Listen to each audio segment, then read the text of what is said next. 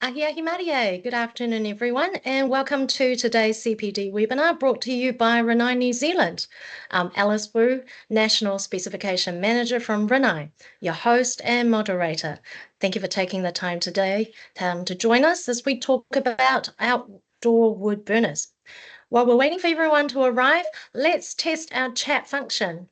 Since spring is in 3 days' time, let's type our answers to this question. What's your favorite activity in spring? Again, favorite activity in spring. Please type your answers in the chat. Is it gardening, hiking, camping, picnic in the park, or perhaps spring cleaning? Oh, looking at blossom is nice. Or sleeping is always good. That's a good one, Carl. Hanging out with family is a really good one. Road trip. Excellent. Oh, John, I hope you get some time off from working. Excellent. Well, looks like tramping and picnic is a great popular activity as well. So thank you for sharing all your answers, everyone. And good to know chat is working. Let's start. Welcome to today's CPD webinar brought to you by Rinnai, New Zealand. I'm Alice, National Specification Manager from Rinnai, your host and moderator. Thank you for taking the time to join us today as we talk about outdoor wood burners. This webinar aims to assist architects and specifiers to gain a better understanding on outdoor wood burners and specification. This is part 2 of the wood burner series. For those that attended part 1, some of the regulations and standards will be a good revision for you. Today's format will be 40 minutes of presentation, followed by Q&A worth 10 NZRAB CPD points. For smooth running of the presentation, we kindly ask you to submit your questions in the Q&A section, please, and we'll answer them during Q&A time.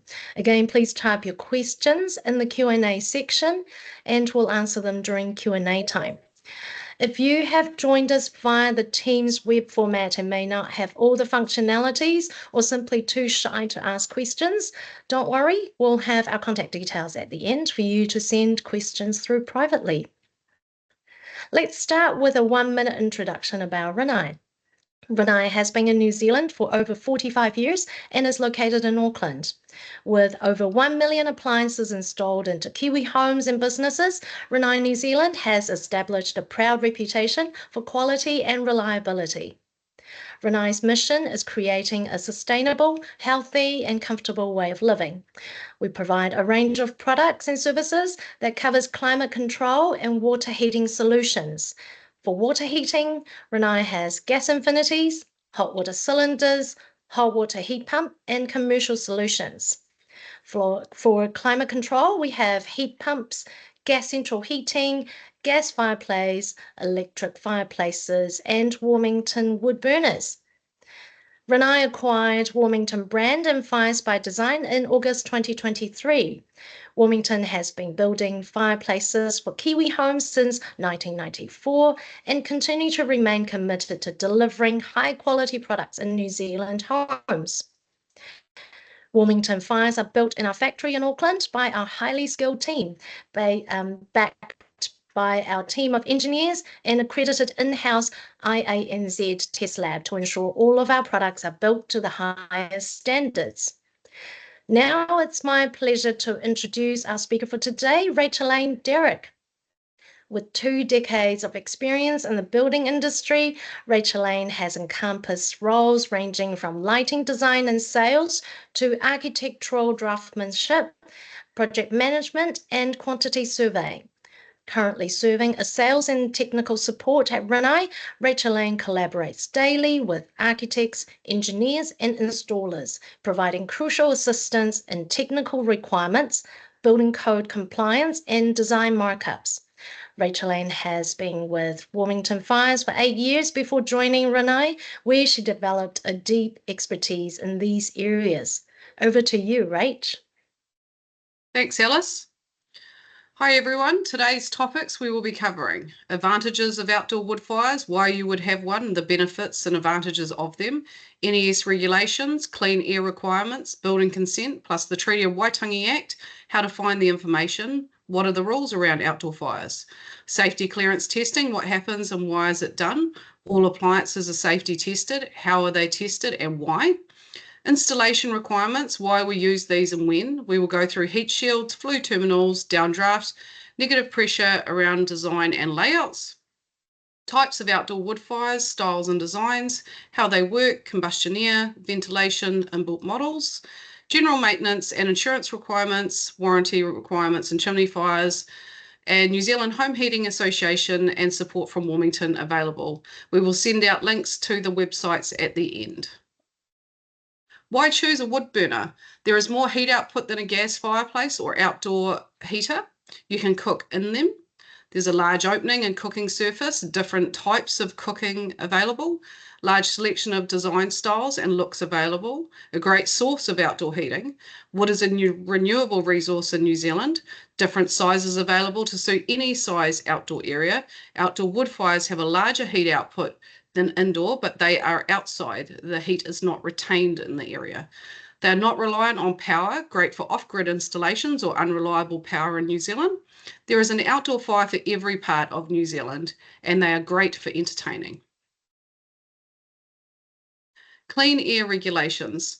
Most outdoor fires have not been tested for clean air and hence either is classified as a cooking appliance or can be installed in rural areas. As you will be aware, in New Zealand we have an air pollution problem, and one way the government has chosen to address this is through the regulation of wood burning appliances. In New Zealand, all properties that wish to install a wood burning appliance within the designated clean air shed need to comply with the NES regulations at a minimum. In 2005, the NES introduced the Clean Air Regulations together with the two new standards, AS NZS 4012 and 4013. Each council can set their own limits that are stricter than the NES regulations but aren't more lenient. As you can see by the graph, it is defined by two areas, rural,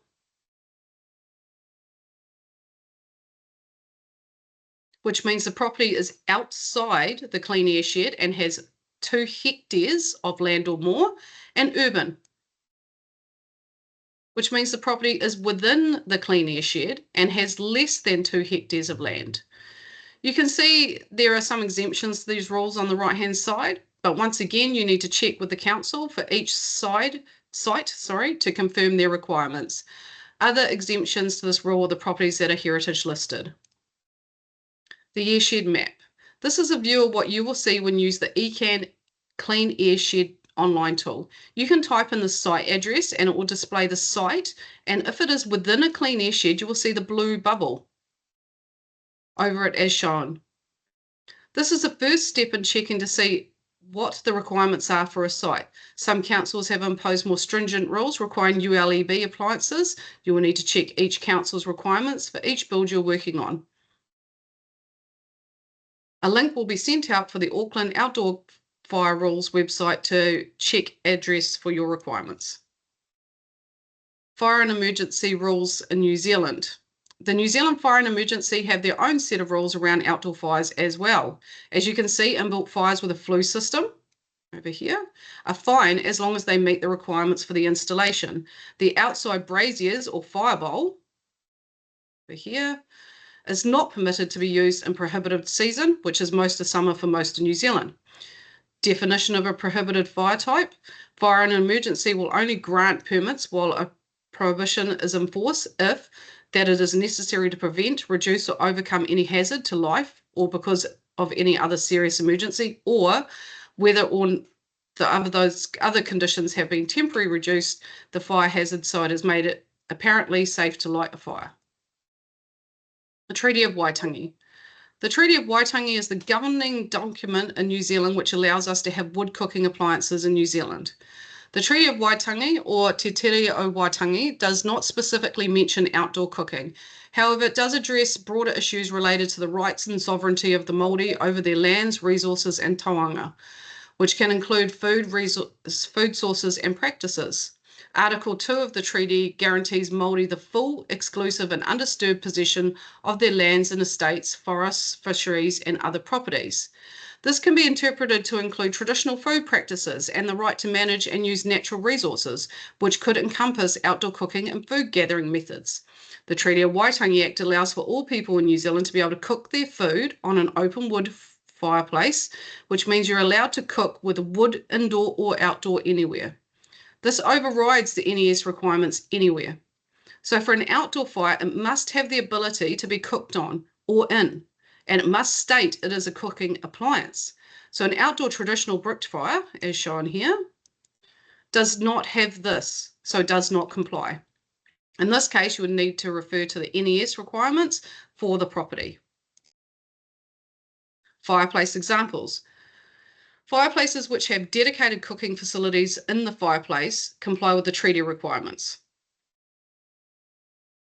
Fireplaces which do not have any dedicated cooking facilities do not comply with the treaty, so you will need to comply with the NES regulations. Building consent requirements. When we're installing an outdoor fireplace, we need to consider the building consent requirements first. Does it need a consent?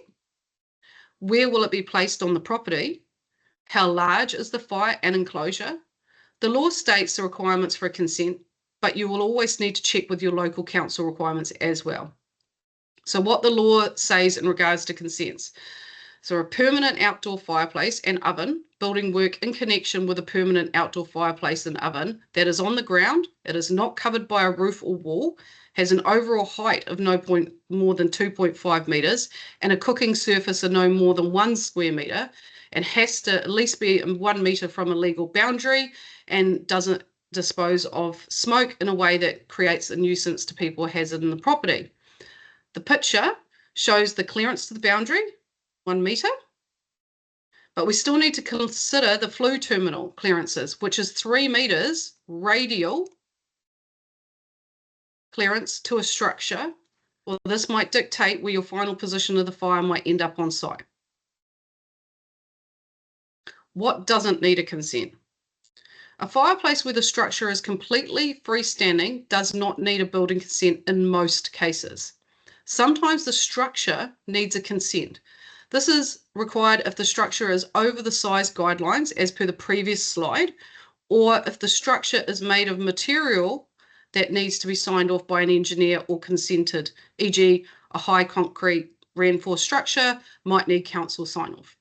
If you're outside your height in relation to boundary, you will need a consent as well. When designing a structure like this, it is important that the fireplace does not make a nuisance to any neighbouring properties. What are the requirements for a new outdoor fireplace when you need a building consent? If the fireplace structure is attached to the main house at any point, being through the roof level, so the flue is going through the roof or penetrating a roof or a louver system or anything like that, or the walls, the neighbouring walls of the house are joined, or the house is backs onto the house, or even if it's poured as part of the slab, e.g. a second level slab and the fire is sitting on it, etc., you will need a consent. This is because the council wants to make sure that the clearances are being met to comply with the specifications. These installations need to comply with the manufacturer's specifications or AS/NZS 2918. The fireplace will probably need a heat cell or heat shield in most cases, unless you have a heat shield. We will go through this as well today. The fireplace will need to be signed off for you to get code of compliance and also for the house insurance purposes. Safety testing. Why do we have clearance testing in New Zealand? The purpose of the clearance test is to have a regulated standard for wood fireplaces to be installed into buildings. This test establishes that the appliance will not reach over the maximum temperatures allowed for combustible materials. Therefore, the appliance can be installed safely.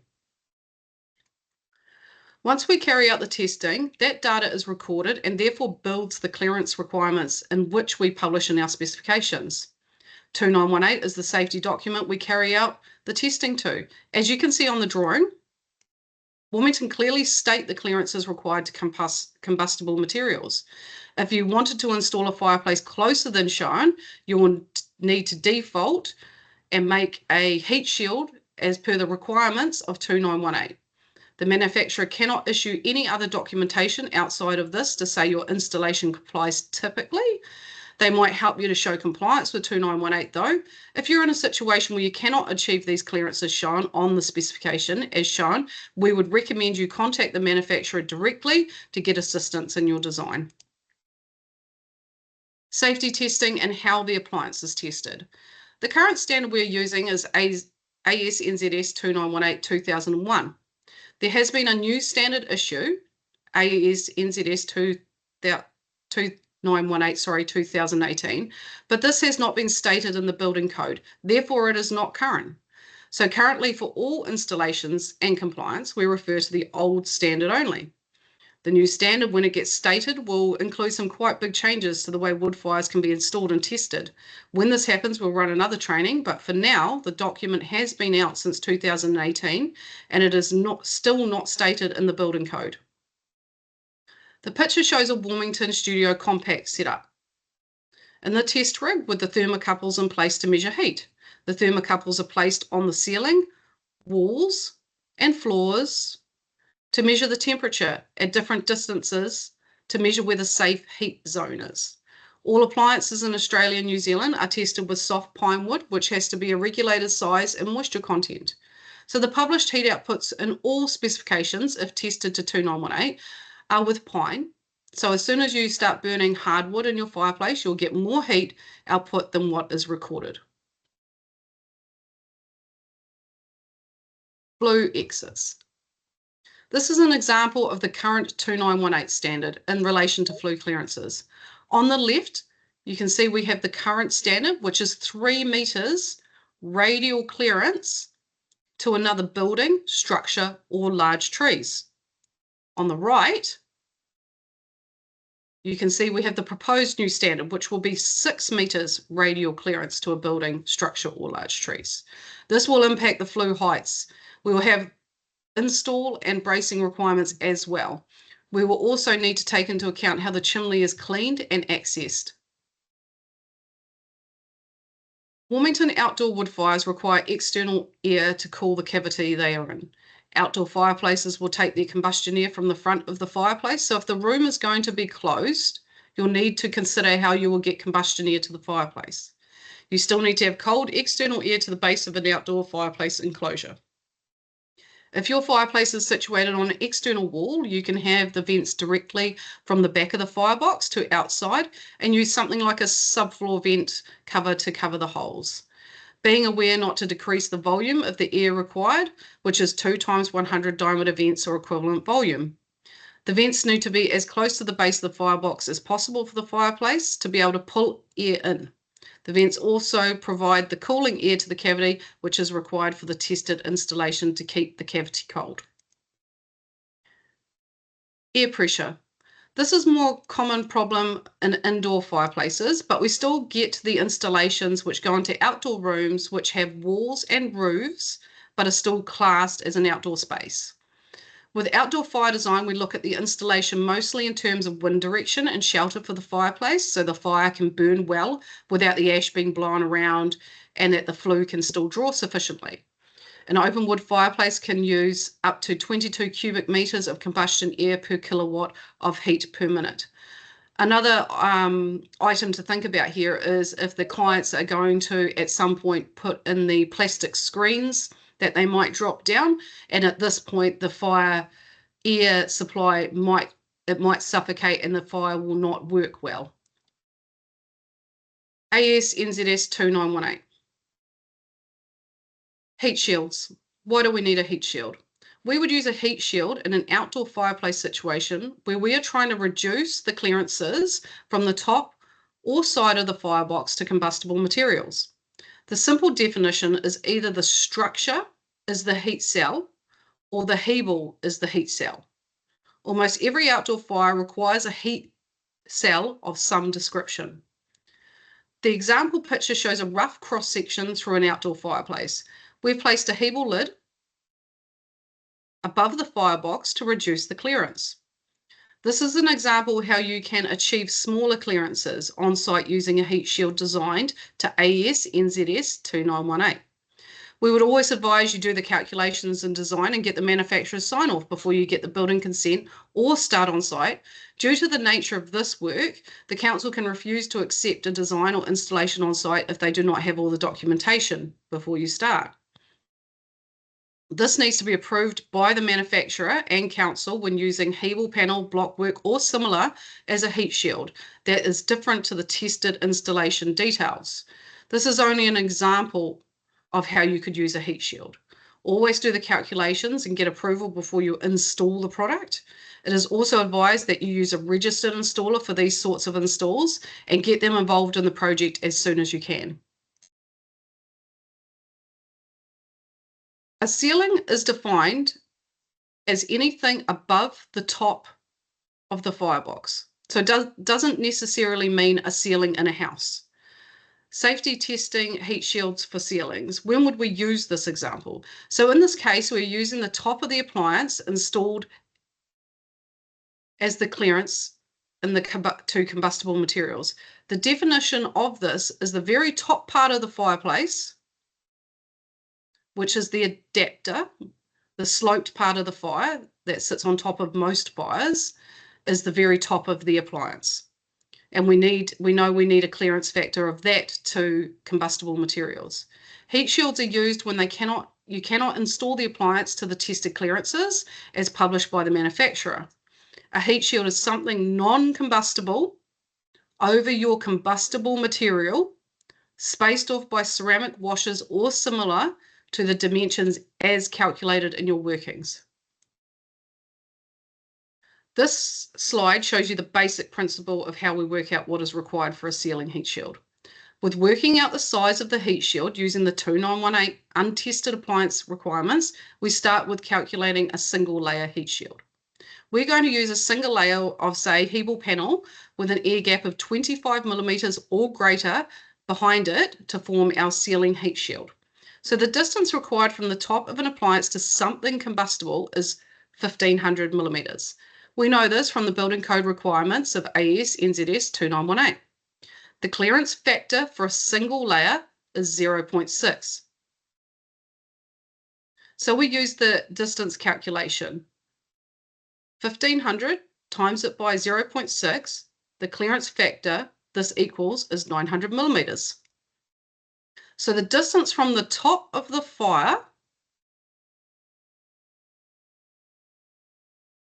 to the combustible material can be 900 millimeters minimum if using that heat shield spaced off at 25 mils or greater. The heat shield has to extend from each point of the appliance, top to the point to where is protecting the combustible surface. So if you draw an arc,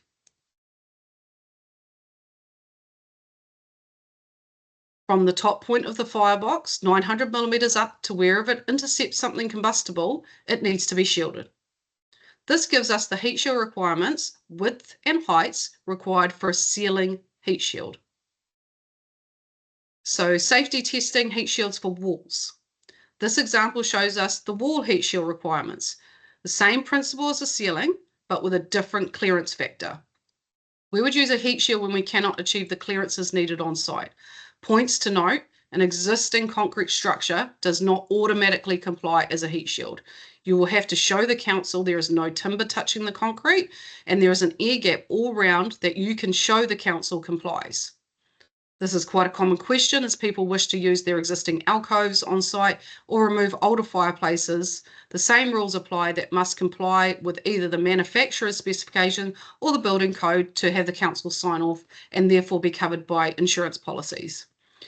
Where you have a wall heat shield, the air gaps are required on all sides to allow the air to move around. So if you're building a fire into an alcove, you will need to have 25 mil air gap on all four sides of the wall, top, bottom, left, right.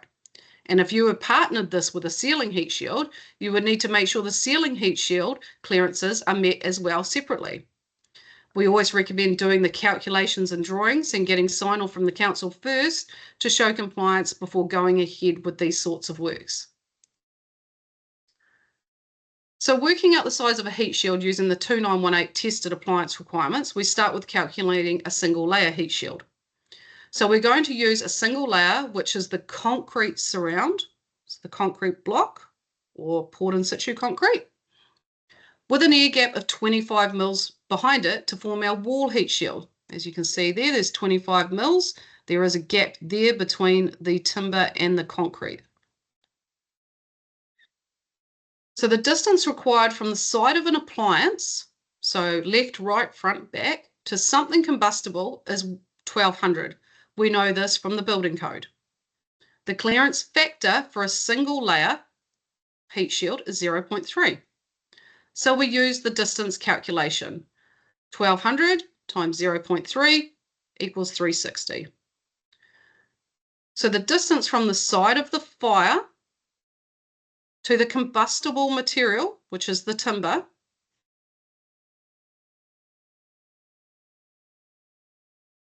can be 360 millimeters. The heat shield has to extend from each point of the appliance, protecting the combustible surfaces. So each side or part of the fire to wherever it intercepts something combustible, it needs to be shielded to a distance of 360 millimeters. You can see the line from the back of the fire. This is where the heat shield needs to extend to cover the combustible materials. This gives us a heat shield requirements, width and heights required for a wall heat shield. Heat shields examples, James Hardie. There are some products on the market that have been tested to comply with AS/NZS 2918. James Hardie Villa board at 9mm has been tested, and they have a very helpful guide online which shows the layer and clearance factors if you are using their product. They quite clearly show the requirements and air gaps to make their tested heat shields work. Downdraft and flue systems. Good flue design starts with looking at the following. If the wind zone is high or coastal, you will need to think about wind noise. Structural support for the flue, as a rule of thumb, we say no more than 2 meters unsupported. Also downdraft. Medium wind zones still occur these same issues in most cases, and then low wind zone, most standard installation details will suffice. In a downdraft situation, you can see the air gets trapped in the pitches.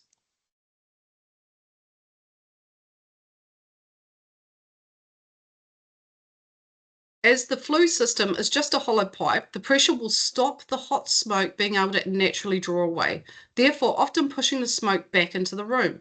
The fire also has to be hot to naturally draw, so making sure the user is building a hot fire to the size of the appliance is critical. Common problems that occur is when the flue is not high enough to push out of the negative pressure area. A large tree has grown into the flue space, or a neighbouring building has been built.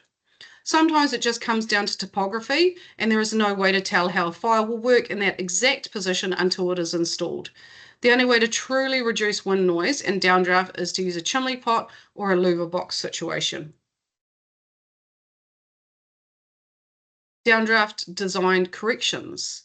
This diagram shows an example of the flue system being designed high enough to push out of the downdraft area around a house.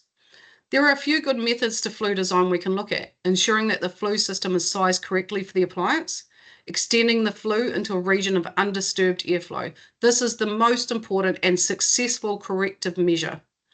Providing an outside source of combustion air to the appliance, ensuring the flue is not being overcooled. In this situation, overcooled means where a lot of older installs used to take the outer liners up so high, and then they'd have just the flue system sticking up another meter. That flue cools extremely fast when it doesn't have any liners around it. So all the creosote, all the ash is going all the way to the top hot, and then it gets that outer top flue bit gets really cold, and the creosote just stops and it just clogs the flue system. Removing any causes of negative pressure within the building and fitting a suitable cowling. So as you can see, we've extended the flue above the downdraft. so the flue can draw well and naturally. Types of outdoor wood burners. Outdoor wood fire examples. Most outdoor wood fires in New Zealand are either a steel firebox, like the Wilmington Nouveau outdoor range, or a traditional bricked fire or a pit fire. These fires all come in different sizes and variations, but effectively they do the same thing. They burn wood for entertaining, heating, or cooking. Most manufacturers will have guidelines on where you can use these and what options are available. Some fires you buy from your local hardware store will not have a lot of guidance around code requirements, clearances, and what you're required to do. So always best to check with the council what you're allowed. There are a lot of older homes that have a built on-site bricked fire, which will typically smoke and not work well. This is because previously bricked fires were made without a steel firebox, adapter and flue system, and instead bricked square chimney, which is too small, or the front gather part of the fireplace is not sized correctly. These fires also typically did not have a grate to contain the wood and allow combustion air to surround the fire. That results in better combustion of the wood. We have two types of typical installation methods in New Zealand, either an inbuilt installation, where the fireplace is built into a structure, which gives the fireplace its weather tightness, or a freestanding cabinet situation, where the fireplace stands alone with its own cabinets around. How to choose the right wood burner. There are many different aspects to choosing the right outdoor fire for your project. What are the site requirements? And what are they allowed to have? Example, are they in the clean air shed? As this will determine the choice of fire they can have, or if they are required to be an outdoor cooking fire. If they are outside the air shed, they can have any outdoor fireplace they like. Then we move on to what is the purpose of the fire. Is it the only source of heating? Are they needing to cook on it or in it? What type of look does a client want? Some clients will have a very specific look they want right from the start, e.g. a steel bricked or a bricked fire. Large flame window or small window. Then once determining the above, we will have a very clear idea of what fire they want and can offer the accessories to go with it. Examples, gas starters for open wood fires, spark guards, etc. How does an outdoor fire work? The Nouveau range are made with a straight steel back and no dampers for outdoor use. This allows for a fire that burns hot for cooking and for heating a large outdoor space. The larger models have commercial steel backs, which is an extra layer of sheet metal that protects the firebox from elevated temperatures you will have on larger fires. The Wilmington outdoor fire range are made to withstand New Zealand conditions. They have a large ash pan, large viewing window. There are stainless steel options available for your sea spray zones. Weather shields available on most models, and there's different cooking options available based on your preferred method. Example of a wood-fired barbecue. This is an example of a wood-fired barbecue. The Wilmington Nouveau range is made for outdoor use.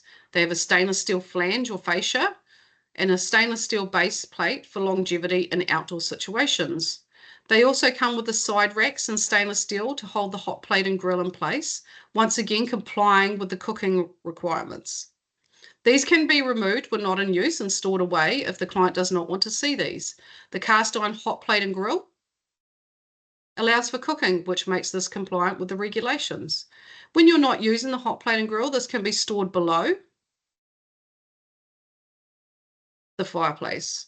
All Nouveau outdoor fires come with a stainless steel weather shield to place on the fire once the fire is burnt down and it is cold. The weather shield protects your fireplace when it's not in use, allowing the inside of the firebox to be protected by rain and moisture in the air, and also stops the ash being blown around outside when not in use. For your coastal installation, there is a full stainless steel firebox option available, and spare parts can be brought at any time for any Wilmington fires. Example of a wood fire outdoor pizza oven. The pizzeria has the same base firebox as the Nouveau with the added pizza oven in the top of the firebox. The pizza oven allows the user to cook pizzas or bake bread in the fire. When not in use, the pizza oven stays closed and you can use the fire for heating or cook on the hot plate and grill as well. This option gives you the most cooking styles available in one fire. This is an example of a grill outdoor fireplace. The Wilmington Nouveau grill has an adjustable grill that winds up and down for cooking on. The grill plate is stainless steel and can be removed for cleaning. The handle is located on the right-hand side, and when built into a surround needs allowance for this to be accessed. It has a long adjustable rod for the on-site installation. To start, you will wind your grill all the way to the top of the firebox to be able to start your firebox. To operate the fire, you will build a fire the size of the ash pan, filling the ash pan with hot flames. Once you have a good ember bed, you can adjust how hot you need the fire for what you are cooking. Once you have your cooking temperature correct, you'll wind the grill down to where you want to cook. After you have finished cooking, you will wind your grill back up to the top to keep using the fire as required. Something to note is that one of our most commonly asked questions, and I'm sure this is the same for other manufacturers, is that people cannot get their fires hot enough to cook on, and the almost 100% answer every time is that they're trying to light a small fire in the middle, and a small fire in the middle will not heat this and it will not draw. The client needs to be aware that on every fire, the ash pan needs to be completely full with wood and flames to make the firebox work. This is an example of an outdoor South American style fireplace. The Kiwi grill off outdoor fire is a wood-fired asada type barbecue that provides a distinctive South American cooking style over hot coals and logs. Made from durable stainless steel, using the adjustable grill to alter the distance between the fire and the food, you can achieve the ideal temperature to cook your food perfectly. The V-groove surface keeps food moist and allows the juices to be collected in the drip pan for basting or use in sauces. This fire allows for cooking and heating your outdoor space. To use the Kiwi grill, we start with the following. You light your fire in the basket on the left hand side. Once the coals are hot, they drop down onto the bricks and you'll drag the coals across with the ember rake to under the grill. You want a good coal bed to be able to cook on.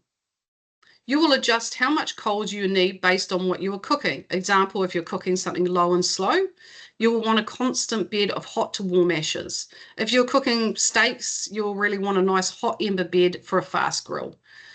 You will then adjust the grill using the wheel on the top to raise or lower the grill to the desired height for your cooking. The grill is removable for washing. If you're not cooking, you will still use the same principle of dragging the hot coals under the grill area for the fire to work. With a freestanding cabinet installation, you should always receive a specification showing the required clearances to combustible materials.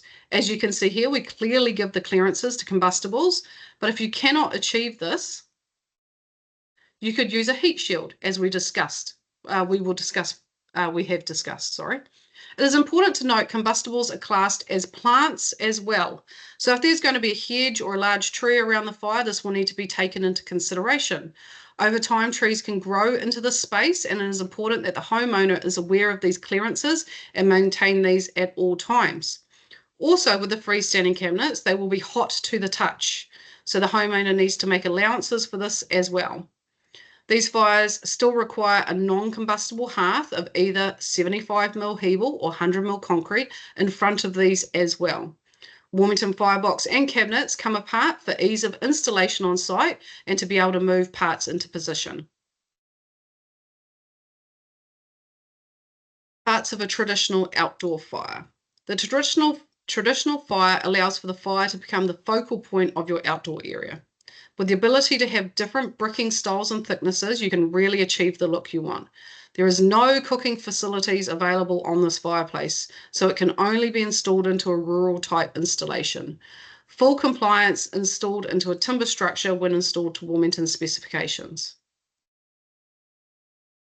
Warranties, insurance and maintenance. Installation and maintenance.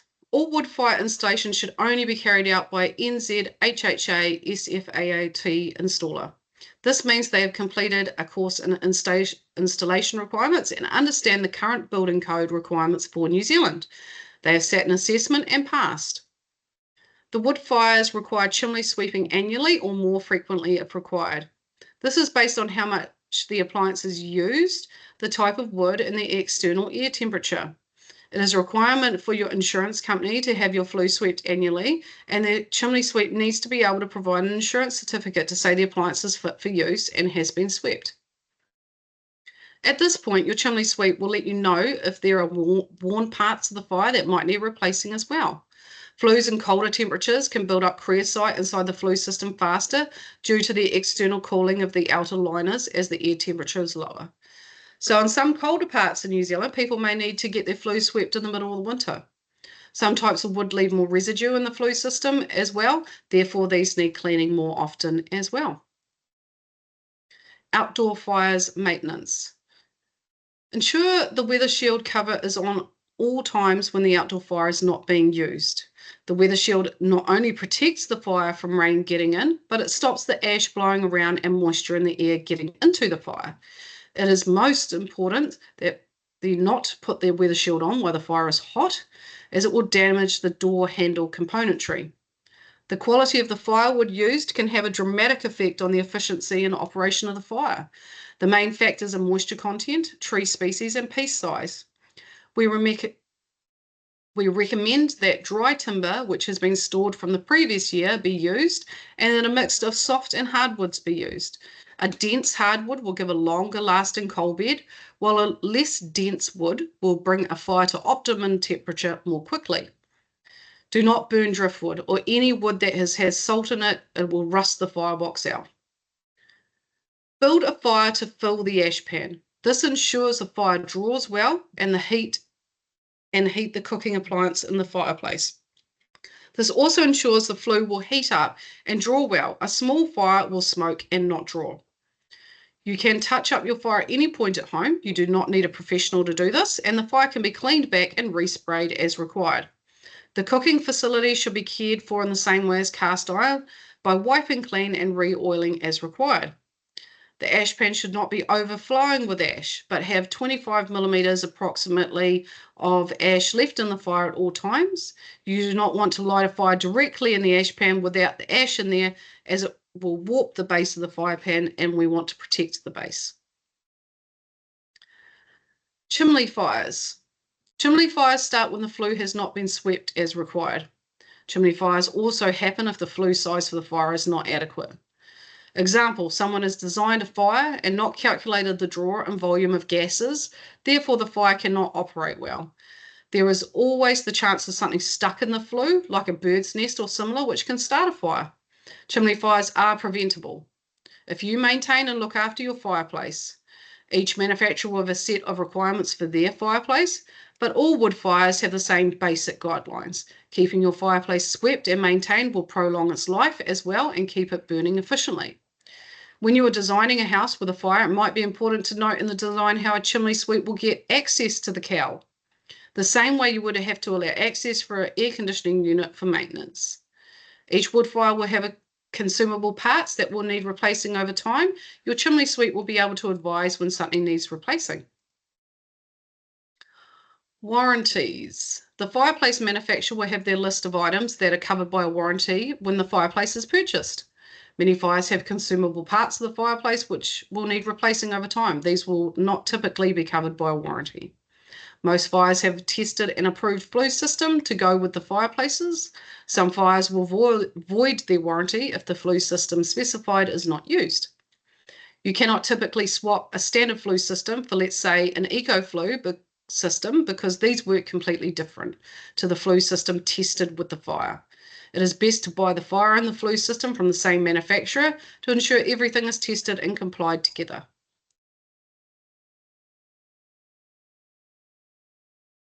New Zealand Home Heating Association.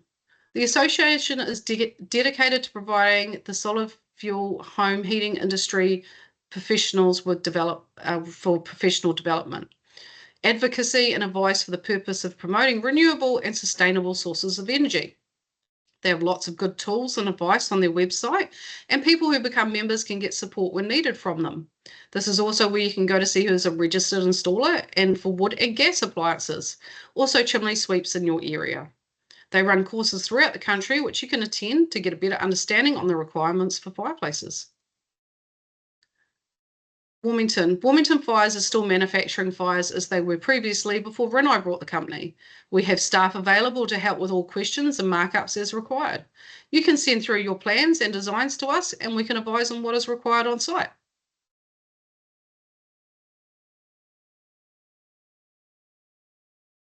Thank you very much for the very informative presentation, Rach. All those cooking devices mentioned is making me hungry. The wood-fired pizzas, barbecues. For those based in Auckland, we'll have some of the Wilmington fires mentioned on display at the Auckland Home Show next week. That is next Thursday to Sunday, September 5th to 8th. The Wilmington stand is right next to the Rinnai stand. Please come have a look at the fires and say hi to us. Now let's move on to Q&A. We've also put the contact details of our specification team at Rinnai. Please feel free to get in touch if you have more questions about the webinar or require assistance for specific projects. Also a reminder to please contact us if you're interested in morning tea presentations or a quick catch-up on product updates. Our Wilmington lead designer and test engineer, Oystein, has also joined us for Q&A. There he is. Thank you for joining us, Oystein.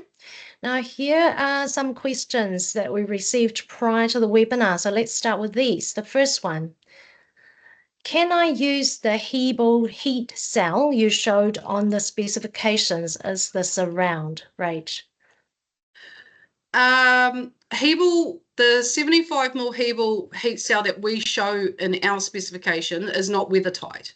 It is to be installed inside a timber framed cavity or a concrete block cavity, whatever your situation is. But you can use Hebel as a product to build a surround. Hebel have a very good website. We require 75mm Hebel for its insulating purposes, but if you use 100mm or greater, you can definitely build something around the fire. It is glue and screw installation. It is porous, so you will need to plaster and paint it or clad it in something. But yeah, you can use it, but you can't use the exact model we have, as it doesn't have any weather tightness. The water will just come straight through it. Thank you. And second question, can I shorten the flue if I only want one length of flue? We would not recommend this as it could affect the draw of the fire. So we recommend always having 2.4 meters of flue. If you're using less than that, we can't guarantee the operation and draft of the fire, and you can maybe have smoke coming out of the front of the fire instead of having it coming out of the chimney.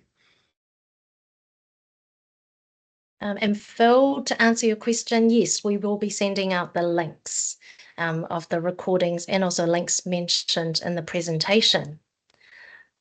Any more questions? This is your last chance to ask before we finish the wood burner series for the year.